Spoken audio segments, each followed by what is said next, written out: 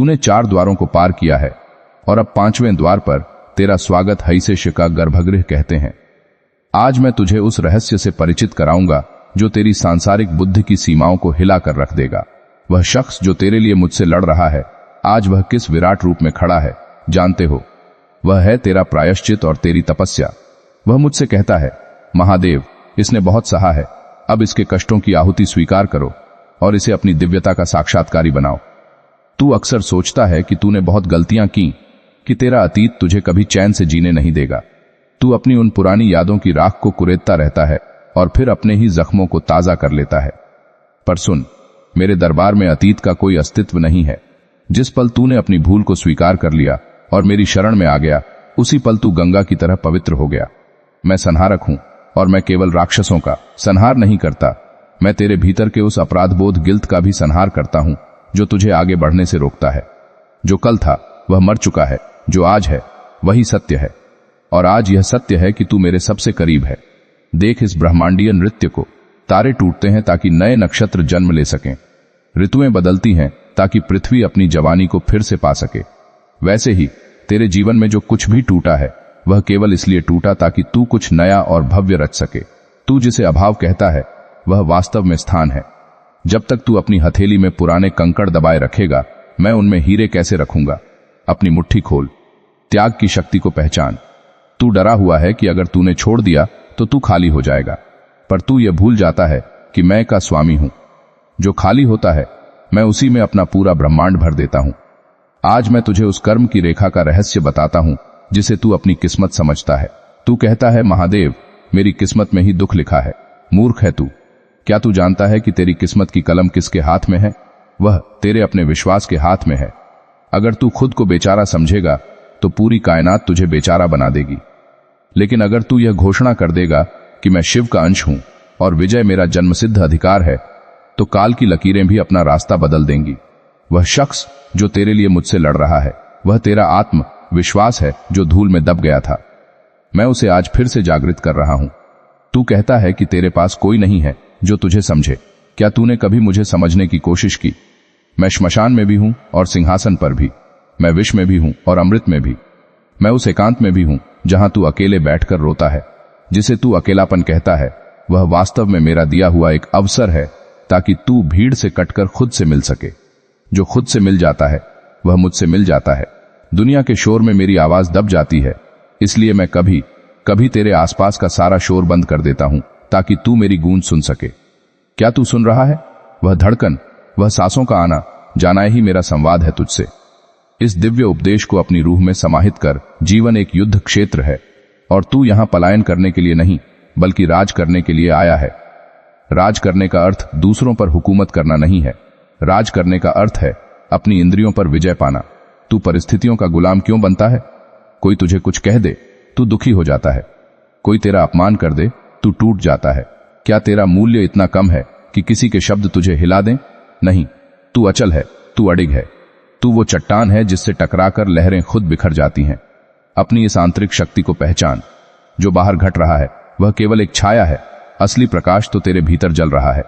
वह शख्स जो तेरे लिए मुझसे लड़ रहा है वह अब तेरे धैर्य की परीक्षा ले रहा है। वह मुझसे कहता है, प्रभु, इसे तब तक मत देना जब तक यह उसे संभालने के योग्य न हो जाए।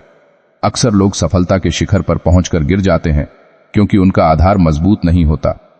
मैं तेरा आधार मजबूत कर रहा हूं। ये जो झटके तू महसूस कर रहा है ये तुझे गिराने के लिए नहीं बल्कि यह जांचने के लिए है कि तेरे भीतर की जड़ें कितनी गहरी हैं। जितना बड़ा वृक्ष होगा उतनी ही गहरी उसकी जड़ें होंगी। अगर तुझे बहुत ऊंचा जाना है तो तुझे बहुत गहराई में उतरना होगा, और गहराई में केवल अंधेरा और सन्नाटा होता है। घबरा मत, उस सन्नाटे में मैं तेरे साथ हूं। तू कहता है, महादेव, मुझे कुछ चमत्कार दिखाओ। क्या तू चमत्कार नहीं है? तेरी आंखों का देखना, तेरे हृदय का धड़कना, उस अनंत आकाश में धरती का बिना किसी सहारे के टिके रहना, क्या यह चमत्कार नहीं है? तू जादू ढूंढ रहा है जबकि तू खुद एक जादूगर है। जिस दिन तू अपनी एकाग्रता को अपनी इच्छा पर केंद्रित कर देगा उस दिन तू जो चाहेगा वह घटित होगा। लेकिन तू अपनी ऊर्जा को ईर्ष्या, क्रोध और दूसरों की कमियां निकालने में नष्ट कर देता है। अपनी इस ऊर्जा को बचा। यह ऊर्जा महादेव का दान है। इसे सृजन में लगा, विध्वंस में नहीं। देख काल के उस चक्र को जो निरंतर घूम रहा है। जो आज राजा है वह कल मिट्टी होगा, जो आज मिट्टी में पड़ा है वह कल सितारों को छुएगा। यह संसार एक सराय है, यहां कोई हमेशा के लिए नहीं रुकता। फिर तू इन चंद सालों की परेशानियों के लिए इतना विचलित क्यों है? तू शाश्वत है। तूने हजारों शरीर बदले हैं, हजारों नाम अपनाए हैं। यह जन्म तो केवल एक छोटी सी यात्रा है। इस यात्रा में अपनी गरिमा मत खोना। चाहे जितनी गरीबी आए, चाहे जितना दुख आए, अपनी ईमानदारी और अपनी करुणा का दामन मत छोड़ना। क्योंकि अंत में जब तू मेरे सामने खड़ा होगा तो मैं तेरे धन दौलत का हिसाब नहीं लूंगा। मैं यह देखूंगा कि तूने कितने लोगों के घावों पर मरहम लगाया है और तूने कितनी बार गिरते हुए को सहारा दिया है। मेरे इस वचनों को पत्थर की लकीर मान ले, तेरा कोई कुछ नहीं बिगाड़ सकता जब तक मेरी कृपा तुझ पर है, और मेरी कृपा उन पर होती है जो निडर होते हैं। डर को त्याग दे। डर तेरा सबसे बड़ा शत्रु है। डर तुझे छोटा बनाता है। डर तुझे झूठ बोलने पर मजबूर करता है। डर तुझे अपनों से दूर करता है। अभय हो जा। जब तू निडर होता है तो तेरी आभा बदल जाती है। तेरे शत्रु तेरी आंखों में आंखें डालने से डरने लगते हैं। यही शिवत्व है। आज रात तू एक काम करना, दर्पण के सामने खड़ा होना और अपनी आंखों में देखना। उन आंखों में तुझे एक चमक दिखेगी, वो चमक मेरी है। उस चमक से कहना, मैं तैयार हूं। चाहे कल जो भी हो, चाहे रास्ता कितना ही कठिन हो, मैं तैयार हूं। और जैसे ही तू यह कहेगा, ब्रह्मांड की सारी शक्तियां तेरे पीछे आकर खड़ी हो जाएंगी। मैं खुद तेरे आगे आगे त्रिशूल लेकर चलूंगा। तुझे कोई आंच नहीं आएगी, ये मेरा वचन है। आत्मा की इस यात्रा में तूने आज 5वें सोपान को प्राप्त किया है। अभी 5 और रहस्य शेष हैं। हर रहस्य तुझे और अधिक पारदर्शी बनाएगा। तू अब एक साधारण मनुष्य नहीं रहा, तू अब एक रूपांतरित चेतना बन रहा है। शांत रह, स्थिर रह और मेरी गूंज को अपने भीतर गहरा होने दे। मेरे अंश, अपनी चेतना के उस स्तर को स्पर्श कर जहां मन शांत हो जाता है और केवल होने का बोध शेष रहता है। छठे द्वार पर तेरा स्वागत है, इसे मायातीत द्वार कहते हैं। यहां से तू उस जगत को देखेगा जिसे साधारण मनुष्य कभी नहीं देख पाते। तूने अब तक संघर्ष को बाहर देखा, शत्रुओं को बाहर देखा और समाधान भी बाहर ही खोजा। पर आज मैं तुझे उस शख्स का असली चेहरा दिखाऊंगा जो तेरे लिए मुझसे लड़ रहा है। वह शख्स कोई और नहीं, तेरे पूर्वजन्मों का पुण्य है जो एक ढाल बनकर काल के प्रहारों को झेल रहा है। वह मुझसे निरंतर कह रहा है, महादेव, इसकी पात्रता अब सिद्ध हो चुकी है, अब इसे सत्य का दर्शन कराओ। तू अक्सर पूछता है कि महादेव, मेरे साथ ही ऐसा क्यों होता है कि जब मैं किसी का भला करता हूं, बदले में मुझे अपमान ही मिलता है। तू दुखी होता है कि तेरी अच्छाई को लोग तेरी कमजोरी समझ लेते हैं। पर सुन, यह अपमान नहीं, यह मेरा दिया हुआ एक कवच है। मैं तुझे उन लोगों से दूर कर रहा हूं जो तेरी ऊर्जा को सोख रहे थे। जिसे तू अकेलापन समझकर कोसता है, वह वास्तव में मेरा दिया हुआ एकांत है। भीड़ में तू स्वल को खो देता है, एकांत में तू शिव को पाता है। जो व्यक्ति अकेले रहकर भी आनंदित होना सीख जाता है, वह इस संसार की हर गुलामी से मुक्त हो जाता है।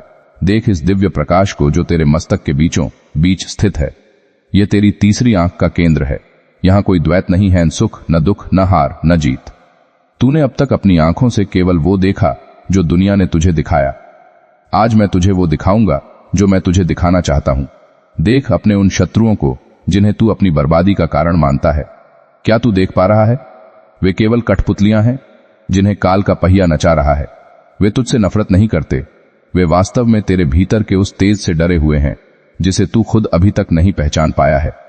जब तू किसी पर क्रोध करता है तो तू अपनी शक्ति उसे सौंप देता है। शांत हो जा।